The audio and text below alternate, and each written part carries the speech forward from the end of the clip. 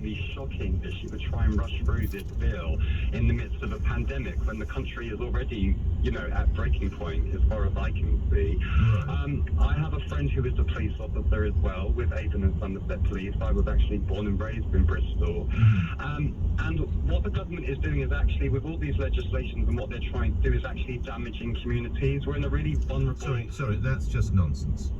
I'll tell you what damages communities is setting fire to police vehicles with officers inside. That's what damages communities. The police are underfunded and overstretched. That's got nothing... No. Stop just chanting slogans like you've come out of the Sixth Form debating club, right? Nothing excuses setting fire to a police vehicle with officers inside it. And I wholeheartedly condemn the violence that we've seen on the streets, but my point... There's no but. There's no but. No. There was no but. I condemn what took place in Bristol. What I'm saying is, the police are understretched at the moment. They're underfunded. They're having to police a pandemic, and I don't think trying to introduce a police and crime bill during a pandemic was very helpful, bearing in mind the current situation. Now you can sit there and you can argue with that, but police officers come forward themselves saying that this was a terrible time to try and introduce this bill. What was the urgency in trying to introduce this? You have to ask Priti Patel that, but I say again, even if you're right, it doesn't excuse what we saw down at Bristol. And I didn't say it is. What I will say is this: when you try and take our country back to a very authoritarian, draconian state, then you can expect to see the things like you saw in Bristol, like the tax riot. Lastly, in what way is this new legislation taking us back? Well, if you're going to try and prevent people from protesting peacefully... No, they're not being prevented, are they? They're not being prevented. That is wholly wrong. There are additional restrictions, but the police have never said they don't want peaceful protest, ever. Part of this legislation says that if you're an annoyance, you could receive up to 10 years in prison. You get less for rape and murder in this country. So... Cartel, thank you. I must move on. Thank you for your views. We'll have more on this to come. Let's turn to other matters and this growing confusion in a way about whether there will or won't be a summer holiday this year. Defence Secretary Ben Wallace talking of rising COVID infections and cases of new variants in Europe could mean it would be reckless to open the borders. John Strickland is director of the aviation firm JLS Consulting and serves as senior executive at both British Airways and KLM. Well, we're not going to come one, come all, I don't think, this summer. So do you think a tiered approach, or somehow we have different countries responding in different ways, is the way forward, Mr. Strickland? Good morning. Yeah, morning, Nick. I mean, something like that is the most likely and sensible way to tackle the challenge of getting travel moving. As you said there, the problem we have right now is a lot of speculation going on, including in the political ranks. And we have this travel task force, which the government has set up, which will report on April the 12th. Now, that involves government expertise, scientific expertise, and airline travel industry expertise too.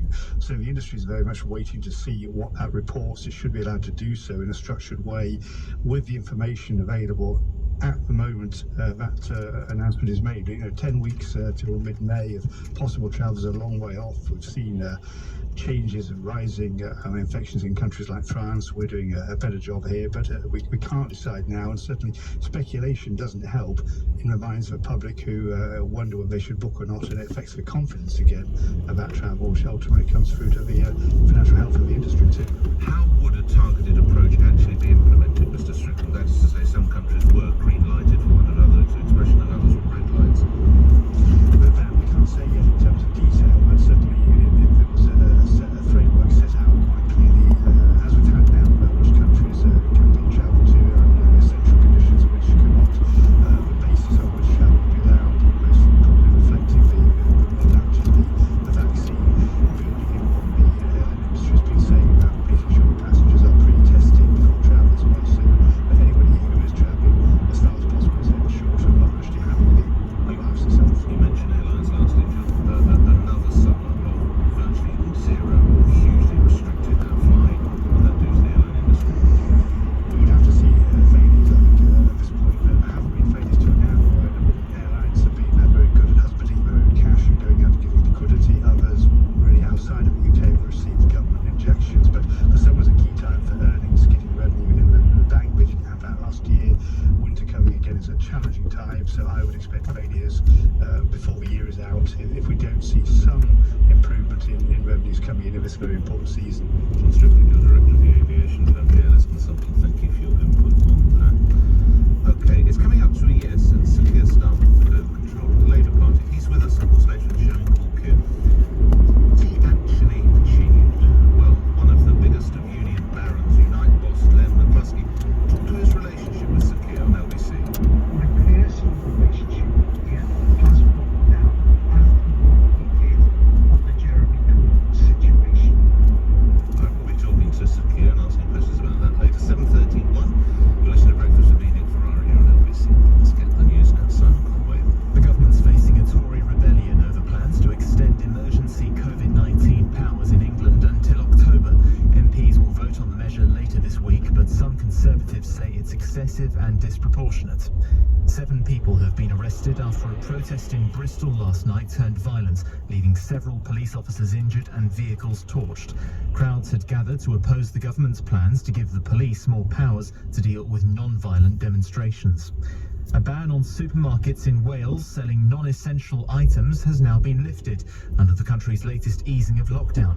It means they can now reopen aisles for products like books, DVDs and toys.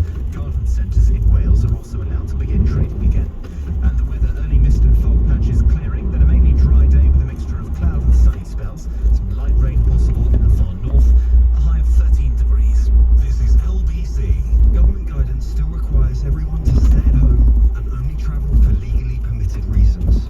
If you need to travel, please walk or cycle if you can.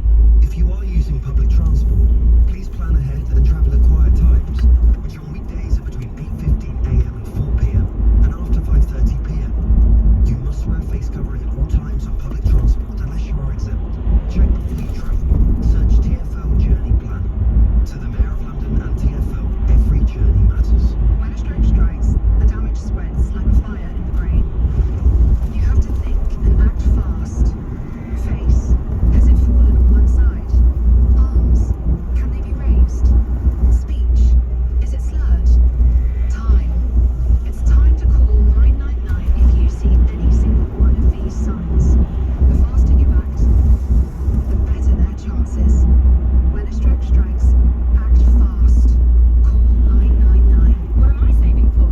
My passion, food photography. I trained to be a landscape garden designer.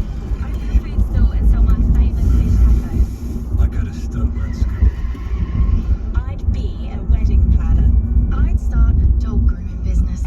Sorry, we'd start a dog grooming business. What are you waiting for? Make your one day happen with a Fidelity Stocks and Shares ISA. Your capital is at risk. Tax laws may change. Full terms for stocks and shares ISA are available on our website. 18 plus UK residents. At Vodafone, we understand the power of connections, like those children making their brains every day. Every time a child learns something new, a new connection is made. But to make those connections, children need to be connected. That's why we're donating thousands of 4G dongles and asking you to donate unwanted smartphones and tablets. Search Vodafone Tech Appeal today and help a child connect and learn. Vodafone, keep connecting. For info and terms, visit vodafone.co.uk/tech appeal. As the vaccine program rolls out, it's vital we do everything we can to help stop the spread. That's why at Trusted PPE, we've reduced the price of protection, with 10 bottles of 50ml hand sanitizer now available.